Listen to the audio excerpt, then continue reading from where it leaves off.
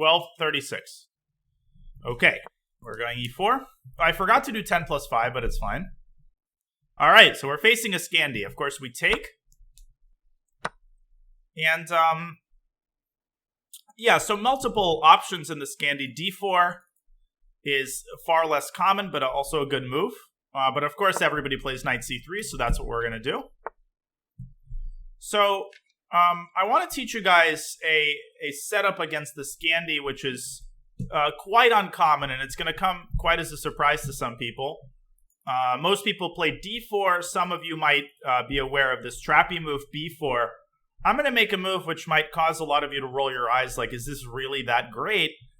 But hopefully I'll be able to show you that it's an easy system, and it's one that's pretty heavy on good positional principles, and that's the move g3, preparing to fianchetto. And as you might imagine, once you fianchetto, the knight comes to e2 in order to not obstruct the bishop. Now, it might seem like the bishop is also biting on granite. You know, why are we getting it to g2? And that's where the second component of this setup is going to come in. This bishop, as you'll see, assuming the game goes along normal lines, is actually going to become a very good piece, because white has a plan that involves trying to break down the c-pawn and get this bishop to operate at its full potential. All right, so for now we're just developing castles. d3, just all the normal developing moves, nothing much to say here. Now, once we complete our development, that's when I'll show you guys the main plan associated with this line. Now, usually people play e6. I'm not as familiar with the move e5, and e5 could allow us to play d4 and challenge the center. Okay, bishop b4 is not a great move, because in fact, it walks right into a move that we would have played anyway. What am I talking about? I mean, it's a natural reaction to bishop b4. Yeah, e5 is a little bit loosey-goosey. Yeah, of course, a3 does not threaten a takes b4, but okay, he takes anyway. All right, so neither bc nor dc is worth ruining the pawn structure. We take with the knight. And you might start thinking about what it is that we're preparing with a3. What is this enigmatic plan? And if you ask yourself that in that way, you should be able to understand what the plan is. The plan is to ultimately push this b-pawn to b5 and organize kind of a classic, you could call it, I suppose, a minority attack, although it's not similar to the minority attack in the Queen's Gambit.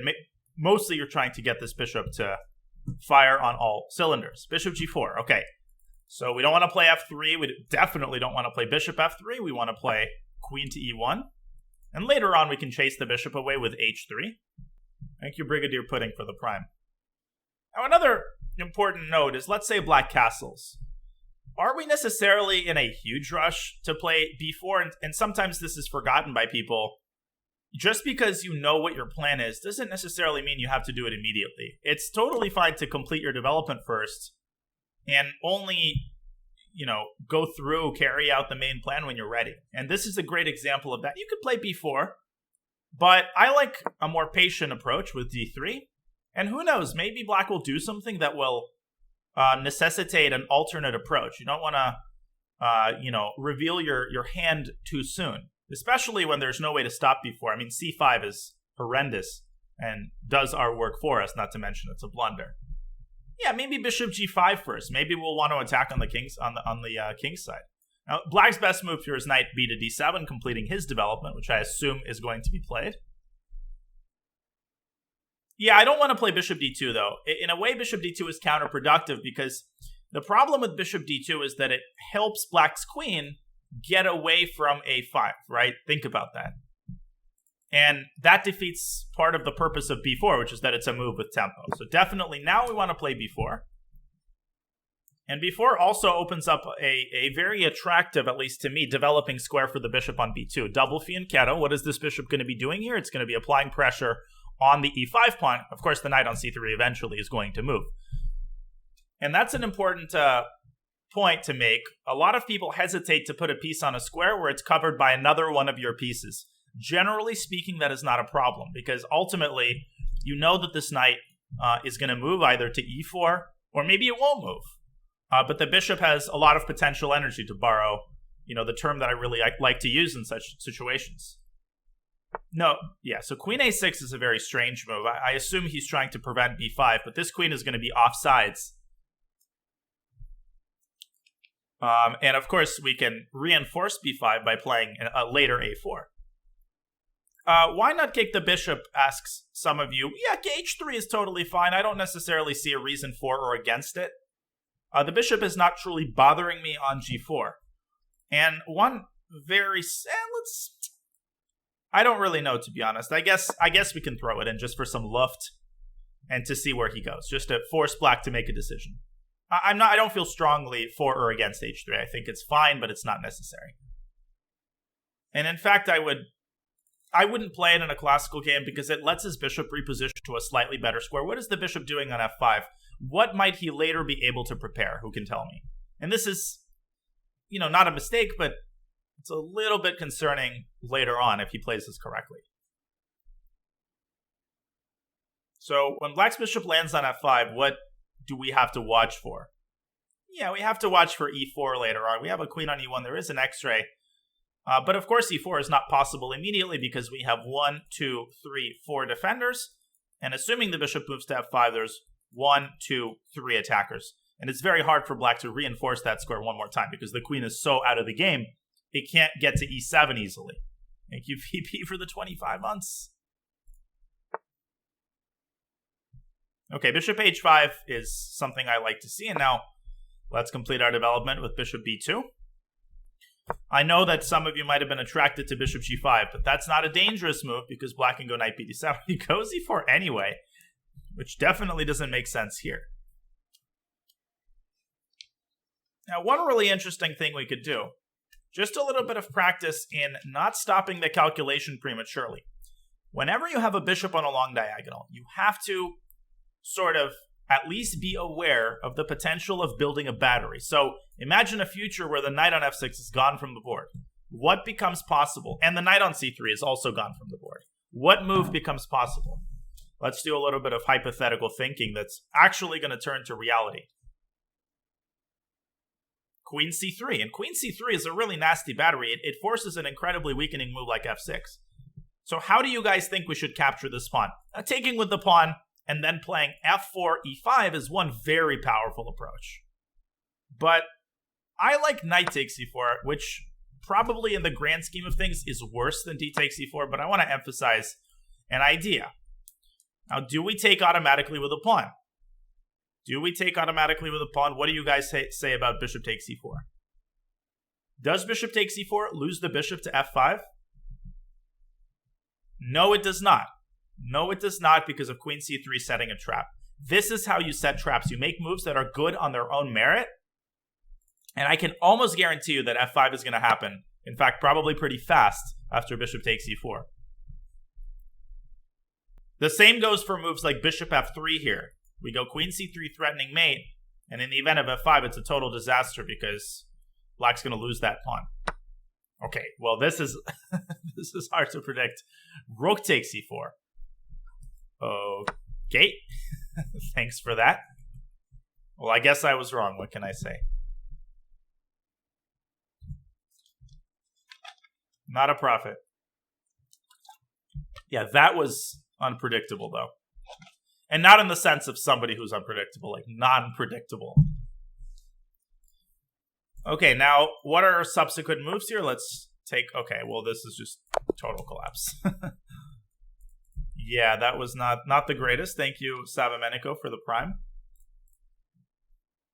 It's not good when you play the whole game without developing queenside.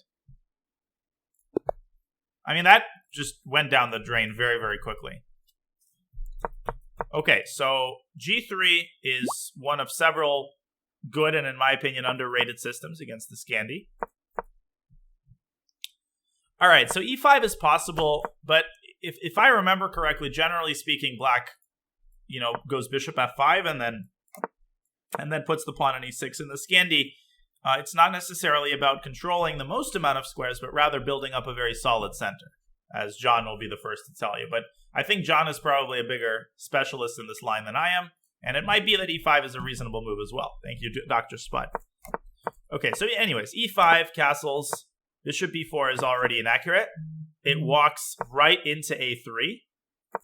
I would probably get the bishop out to D6. But bishop c5, I think a lot of people would be tempted to play. And what should white do here? John Bartholomew, what should white do in this position? On the topic of flexibility, right?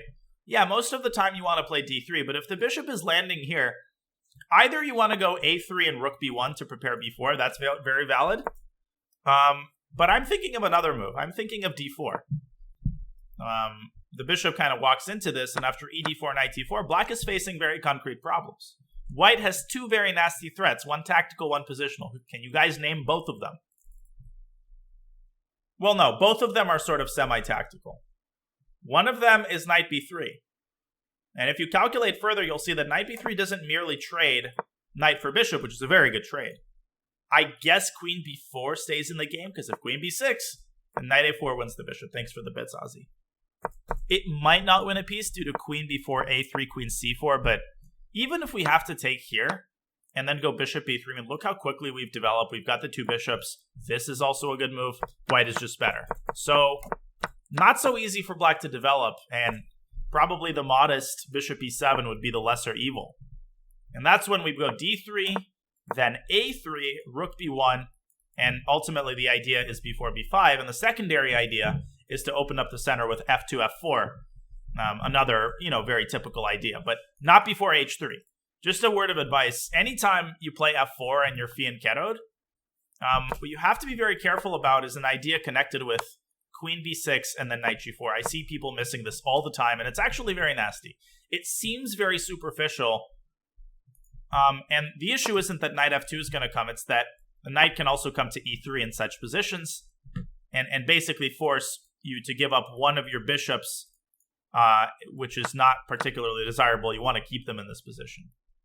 So that's why very often it's a good idea to prepare f4 by playing h3 to cover the g4 square, so that there's no shenanigans with knight g4. Red Hot Mama, that's a great question, and that I can go on a tangent about that. Is it worth giving up a fianchettoed bishop for rook? So you see a lot of openings and ideas that are hinged on the fact that you give up an exchange for your opponent's fianchettoed bishop, and as you guys know, when a fianchettoed bishop disappears from the board, just by definition, imagine if the bishop is gone, there's tremendous weaknesses on whatever color square that bishop was controlling, and I've won right off the top of my head a couple of games with this kind of technique where my opponent underestimated, the potential danger of giving up his a dark squared bishop for rook. Here's one example from an old game of mine that I just dug up. Okay, so I was 2300 when this game was played. My opponent was 2200. And the following. Now, black's opening was really bad, so I didn't win only because of this sack. This was a close Sicilian. This is back when I played the close Sicilian a lot. Okay, so black played rook b8, which is a valid line. Then e6, knight g2, b5, a3, stopping b4, knight d4. Black is kind of mixing up a bunch of ideas. The better option here is just to go knight g7. But anyways, knight d4, castle. Sorry, that was a slip. And after a5, I played a move that I was really, really proud of. I was very proud of this move because, black wants to play b4 and keep expanding on the queen side. So I played a move that looks like a tactical blunder. And it's not necessarily that strong objectively, but it tempts black into accepting the material, after which he loses almost instantly. Not a4. A4, there is b4. That doesn't help. Who can venture out on a limb and guess the move? No, rook a2 is way too passive. I don't like this either, because it, first of all, gives up the bishop. Second of all, it forces the knight back. Bishop h6 blunders the bishop. e5 gives up the pawn. Knight a2 is too passive. Yep, Guy Perez got it. The move is b4. Now, the way this works, of course, that first of all, black can't really do this because a bishop takes d4. My opponent was very excited, though. This looks like a blunder. That knight on c3 is no longer defended by a pawn, and he quickly took on e2, but I saw this. Queen e2 loses the knight, but no, knight takes e2, Incudite, and he immediately grabs the rook, which I think is essentially a decisive mistake.